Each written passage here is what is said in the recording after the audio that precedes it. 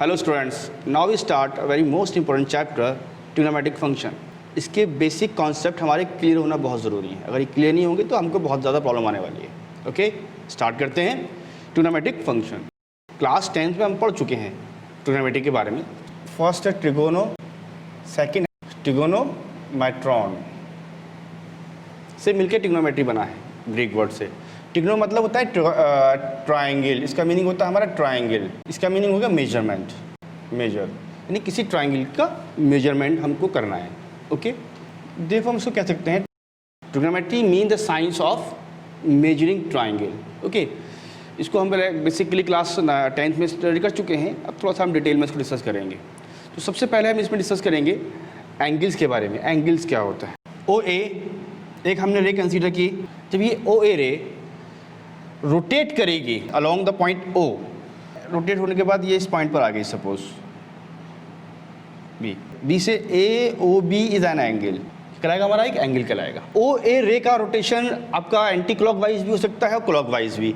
ये रोटेशन हमारा anti clockwise है। जब ये एंटी क्लॉकवाइज होगा देन ये ऑलवेज पॉजिटिव। जब इसका रोटेशन क्लॉकवाइज होगा, suppose this is O A is ray rotate along rotate clockwise, तो जो एंगल आपका आएगा वो नेगेटिव में आएगा। रोटेट करेगा एंटी क्लॉकवाइज देन एंगल आपका पॉजिटिव जनरेट होकर आएगा। ओके, पॉइंट याद रखना है, आगे चल के हमारा काम आएगा। रोटेशन हमारा एंटी क्लॉकवाइज हो रहा है या क्लॉकवाइज हो रहा है, अक्सर कन्फ्यूजन हो जाता है। ओके, अब नाउ डिस्कस करते हैं measurement of angle. Now measuring of angle, किसी भी एंगल को आप मेजर कैसे करते हैं, उसका मेजरमेंट एक्चुअली क्या होता है, किस बेस पर उसको हम मेजर करते हैं। देखिए ओ ए रे है हमारा, ओ एक रे है, ये कितने रोटेशन ले रही है पॉइंट ए से पॉइंट बी तक, उसको रोटेट करने में कितने रोटेशन इसने लिए, उन रोटेशन की काउंटिंग को उसका मेजरमेंट कहते हैं। मेजरिंग ऑफ एंगल क्या है हमारा, बताया था हमने कि the measuring of angle is the amount of rotation from initial to terminal point. Initial से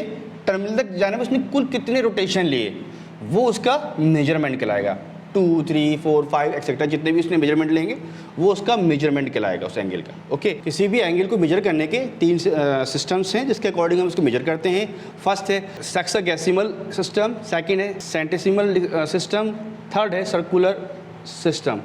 3 सिस्टम में हम किसी भी एंगल को हम मेजर करते हैं। ओके, तीनों सिस्टम को 1 by 1 समझेंगे। ओके, सेक्सागेसिमल सिस्टम के अंदर हम क्या करते हैं, ईच राइट एंगल को हम 90 इक्वल पार्ट्स में डिवाइड करते हैं। 1 राइट एंगल, ईच पार्ट को हम इसकी डिग्री कहलाती है, then 90 degree, then 1 degree 60 parts में डिवाइड होती है 60 मिनट्स, ईच मिनट 60 सेकेंड में डिवाइड होती है। सिमिलरली सेंटेसिमल सिस्टम की बात करते हैं तो ईच राइट एंगल को हम 100 पार्ट्स में डिवाइड करते हैं।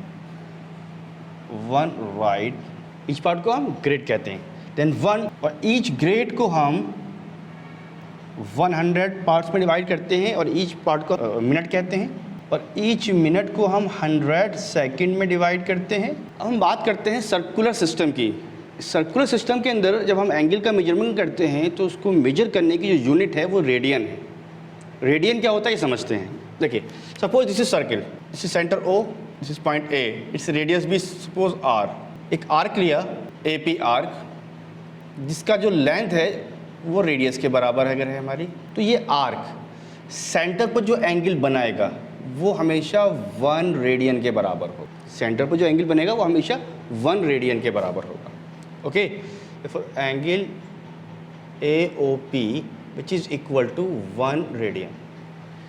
कोई भी सर्किल है हमारा, हमने एक पॉइंट टेक किया, उस पर रेडियस का आर है, एक आर्क लगाया ए पी आर्क, इस आर्क की लेंथ भी रेडियस के बराबर है, then join O to P, तो एंगल जो बनेगा ए ओ पी वो जो एंगल कहलाएगा 1 रेडियन कहलाएगा। मीन जो एंगल होता है रेडियन एंगल होता है वो ratio of the length of arc to the of radius के रेशियो के बराबर होता है। Angle A O P which is equal to length of arc A P upon radius का रेशियो जो होता है वो रेडियन कहलाता है। एंगल रेडियन, ये एंगल होगा हमारा रेडियन में कहलाएगा। ओके, इसकी डेफिनेशन लिख लेते हैं। ओके, कि in a circle of radius r and the arc of length r subtend angle of 1 radian at the center of circle, at a centre of circle. Okay, important points है, conceptual points हैं, हमको clear होने चाहिए। आगे बढ़ते हैं, next point लेते हैं। सर्कुलर सिस्टम में जब हम एंगल को मेजर करते हैं तो जिस यूनिट में करते हैं उसको कहते हैं रेडियन। रेडियन एक कांस्टेंट एंगल होता है। कैसे होता है वो डिस्कस करते हैं। ये सर्किल है हमारा with radius r, O is a centre, this is A, its radius become r। Okay, हमने एक आर्क लिया P, इसकी लेंथ r कंसीडर की, तो सेंटर पर जो एंगल बना रहा है आर्क AP, जो सेंटर O पर एंगल बना रहा है विच इज़ 1 रेडियन। ओके, अब हम क्या करेंगे, AO को हम पीछे एक्सटेंड करते हैं। पीछे एक्सटेंड किया हमने तो आर्क APB सेंटर पर एंगल बनाएगा हमारे, क्या बनना है एंगल AOB।